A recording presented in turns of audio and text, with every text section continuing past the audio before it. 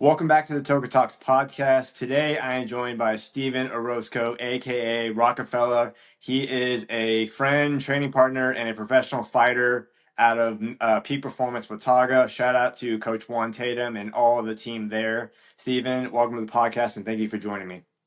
I appreciate you for asking me. This is actually my first time. So go ahead and tell the audience a little bit about yourself. I'm Steven, aka Rockafellar Orozco. Born and raised in Riverside, Fort Worth, Texas.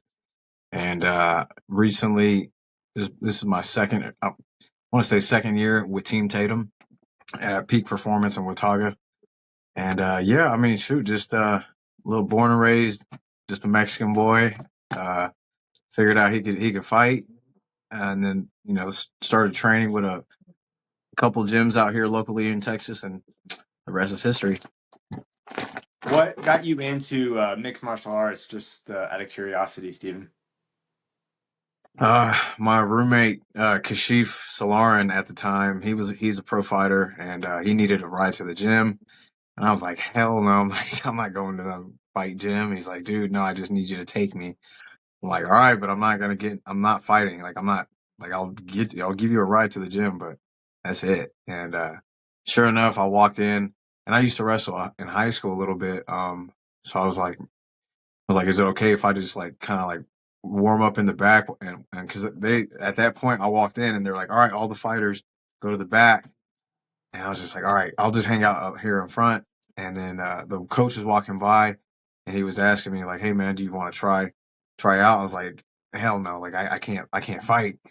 And he's like, dude, he's like, well, we got a guy just your size, can you wrestle? I was like, actually, yeah, I can wrestle a little bit. He's like, all right, cool. Well, if you want, you can get in there 1 round, no punches, no kicks, just strictly wrestling if you want. I was like, fuck it, I'll try. Because I mean, I was literally everybody's in the back of the gym, and I was the only guy by myself. So I didn't want to just stay in the front. So I was like, fuck it, I'll get in there. Sure enough, held my own, whooped his ass, and they were like, dude, we're going to teach you how to fight. So that was, man, I want to say like 7 years ago, 8 years. And then, that was pretty much it, man. My buddy needed a ride to the gym. The coach asked me to try out, and the rest, that's it. So, as far as you're fighting this year in 2024, how have the fights gone? How do you feel like you've performed, and like how has your training gone leading up to them? Honestly, this has been the best year out of my entire career. I actually had 2 main event fights so far this year. One was in April, and the one was actually last week here at Billy Bob's. So one was at Texas Live, which again, the main event, that was against a really tough opponent too. So that was a pretty tough night. First main event, lost to decision against a really good, again, a great D1 wrestler. But that taught me a lot for this next main event against a good grappler. And you can't really ask for much better than a main event fight. So to have 2 back to back, and I'm already already on the thoughts for the third one. So hopefully we get one before Christmas. So 3 fights this year. That'll be a good season. So, what does your like usual training schedule consist of, as far as like actual MMA stuff, jujitsu, any other like weight training or running? Kind of just walk us through what your like day-to-day stuff is, as far as when preparing for a main event fight. Well, we've actually got to the point where it's every day. It's we're full-time fighters, like my coach Adrian says, and that's Monday through Friday, 8 a.m. Strength and conditioning with A Train at Elite Performance Mid Cities and Peak Watauga. And again, that's a whole nother level, because that man is a beast. He's a monster. He's gonna whip your ass for an hour straight. And then we got mixed martial arts Monday, Wednesday, Friday. That's 9 to 11. So Monday through Friday, that's 3 hours of training, and then Tuesdays and Thursdays we train at night. So it's just a Monday through Friday thing. Saturdays we spar, Sunday we rest. And yeah, I mean that's a full-time life of a fighter right there. So when you're not in the gym and you're not training, what are you usually doing, like at home or on the road? Anything like work wise? Kind of tell us a little bit about the behind the scenes stuff when you're not in the gym. Yeah, man. So I've actually just started my own business called Truck Fit, and pretty much I literally welded a custom boxing frame that I could hitch to the back of my truck, put a full size boxing bag, and drive to your house or your business or your favorite lake or park. And I can show you how to do kickboxing workouts, boxing techniques. We can train, cardio kickboxing, strength and conditioning drills. And pretty much it's a personal trainer or mobile gym. So yeah, I call it the world's first mobile kickboxing gym. And that's my business. Um, I have been studying real estate really heavily, flipping a couple properties, wholesaling. So real estate is another gig.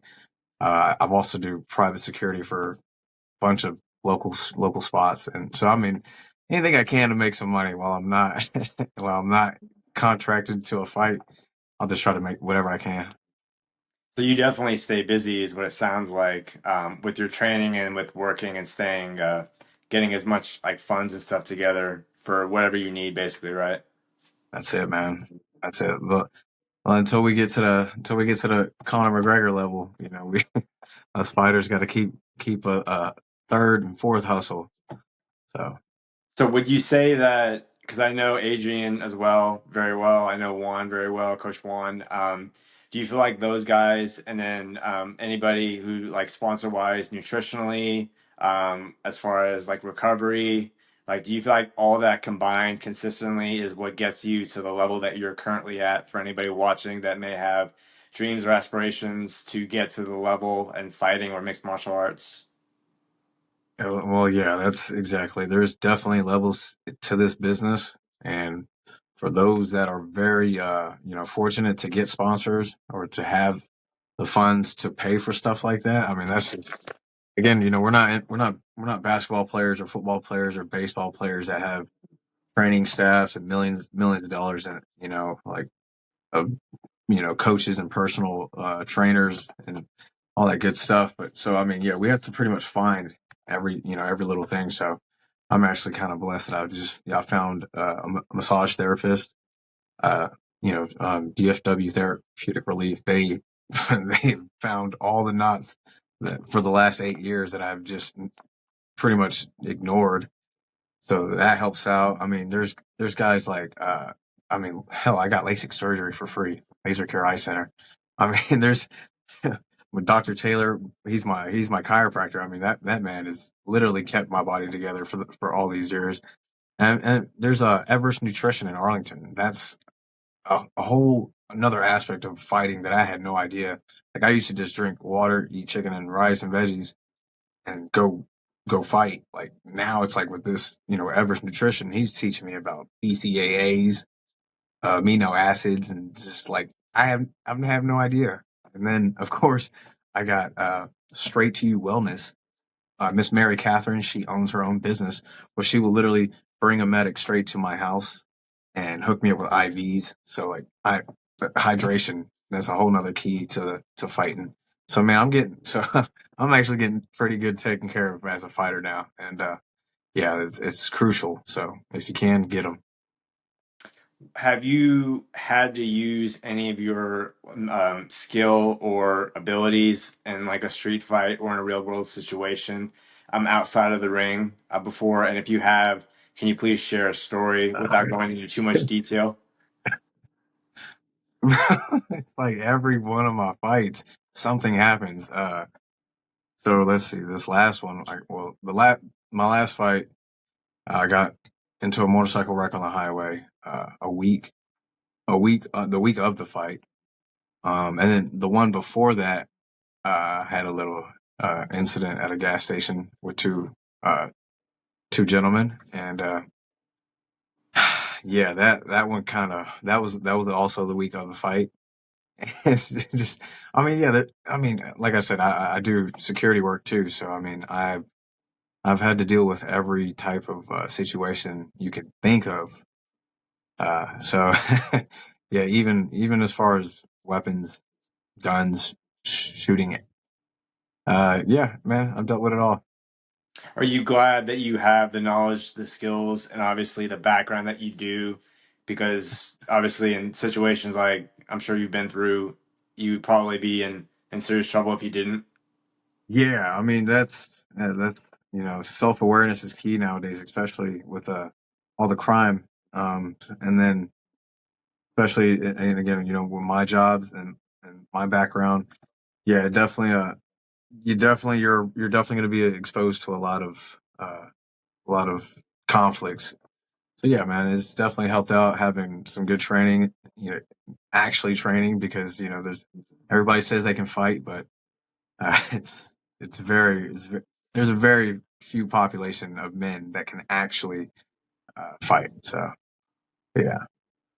What advice would you give to somebody who maybe wants to get into fighting or jujitsu or mixed martial arts, as far as somebody who has no, like, maybe athletic background or no background in fighting? What advice would you give to somebody out there listening to this? Oh man, I wouldn't say to not what. All right, because there's guys like I'm old. All right, but I don't know. Like this is definitely a young man's game. But I wouldn't try to tell like an older guy like, hey man, just don't even try it. Because I mean, there's with the right coaches and the right team, and you put in 3 to 5 years of solid training, and then I mean you could pop off and just be like a Francis Ngannou or who knows? But you could have a lot of talent, and with the right team, you could go far. But I guess I would say to a younger guy, definitely. Look, I wasted a lot of time at the wrong gyms with the wrong coaches and the wrong mindset. So I would definitely tell a young fighter to figure out what kind of fighter you want to be and what kind of career you want, and then go find a gym and a team and a coach that will support that, right? Because there's a lot of coaches that want to be managers, but they really should just be coaches. And then there's a lot of coaches that just they're really just fake coaches. Like they just open up their own academies and then they call themselves coaches. But like, I mean, you really got to find a real fight coach and find a real team, and then be on a good terms with your coach and let him know what you want to do with your career. And if y'all agree, and or if he tells you otherwise, and you can maybe listen to his opinion and ask for his help, and then I'm sure that'll help them out a lot more too. So yeah, find the right coach, find the right team, and find out what you want to be as a fighter. Because there's a lot of guys that want to be a fighter for the money, or they want to be a fighter for the fame, but you're gonna find out real quick that that if you get kicked in the face, or you break an arm or something, like this shit is, or you lose, like it's not this is a tough business. So it's not all Conor McGregor money walks. So yeah, it's a lot to learn. Speaking on losses and failure, I'm sure every fighter, at least in mixed martial arts, has lost more than they've won. I think probably if you ask anybody at any level, that's probably the obvious answer that you're going to get. For you, did you hit rock bottom so hard that you felt like you could probably never get back up from it? And if you did at one point, can you please share with us what you did to overcome all the obstacles that you faced? Well, yeah, yeah. I mean, like you said, every fighter has faced a loss, and if you ask any real fighter, I mean, they lose every day in the gym. I mean, every week you get tapped out, or you get fucking some guy just beats you that round at practice. Like, I mean, we lose a lot in the gym, and then you got AMI careers before you go to the pros. So I mean, some guys lose a lot as an AMI, or maybe they lose a lot as a pro, but then they bounce back later on. So I mean, yeah, I've been down for sure. I mean, damn, yeah, I've damn sure been dropped. Um, but I've never been knocked out cold. All right, so yeah, taking it. again, I've lost as a professional. I've lost as an amateur. But yeah, man, it's and especially being a fighter, I think us fighters are really selfish and conceited people. You know, we want the attention, we want to win, we want to be gladiators. So when we lose, it kills us even more. But yeah, I mean, that's just that's one thing that I take pride in is having that Mexican blood. So you know, no matter if you drop me or you beat me, I'm still I'm still gonna come back and keep fighting. You know, I may be down a little bit, may drink a little bit beer, get a little sad, you know, but I'll be back. Definitely, you know, I'm gonna keep working. So yeah. So what are you currently working towards right now, Steven? Like, what is your ultimate goal of what you want to achieve in your career? Well, obviously you got to go to the big leagues, the UFC. Just seeing my name in that level, that's everything I've always wanted is to actually say I've been a UFC fighter because nobody knows what MMA is until you say, oh, you do UFC. So it's like, yeah, I do. I can actually say I do UFC. Like I want to get that to that level at least. But yeah, I mean, you know, just be a fan favorite. You know, just no matter what, because like I said, it's a young game. All these young fighters coming up. So if for whatever reason, if I can leave my name out there, because if whenever people say Rockefeller, they know who this guy was. You know, so it's like I'm just trying to get to that status. You know, like a Cowboy Cerrone or one of those real fighters. Not like just some like an old school fighter that people still remember. So where can people find you, Steven? Where can people go and maybe support you on your journey? Where can they find you on social media? Yeah, Rockefeller, Rock a Fella, TX. That's my Instagram, Facebook, Steven Orozco, or Rockefeller. I think I still have that page, but yeah, I really that's pretty much it. And of course, you know, if you want to have some personal training, whether it's online or whether you live in the DFW, Texas area, you can follow my fitness business, Truck Fit Texas, TRKFIT TX, Truck Fit. But yeah, guys, that's pretty much it. You know, if I'm not in the gym training, I'm out training people, clients, or getting ready for a fight. So when is, just out of curiosity, your next big fight that you are currently training for, or is that kind of to be determined at the moment? Yeah, it's nothing, no contracts have been sent to me yet. I have spoken to Fury Fight Championship down in Houston. Um, and you know, we're looking for promotions that can give me something before Christmas time, you know. So trying to book something around that time. Very cool. Well, guys, if you enjoyed this episode with Steven, please give it a huge thumbs up. I want to appreciate thank you, Steven, as well for joining me on this. This was his first podcast interview, guys, so he did an awesome job. It's not only I'm not only saying that because he's my teammate and I support him as well, but seriously, it takes a lot of guts to get in front of the camera when you haven't done that before.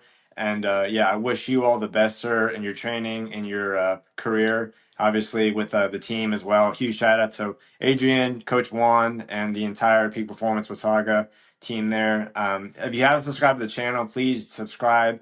Go check out the last podcast episode if you haven't already. And until next time, I'll see you guys on the other side.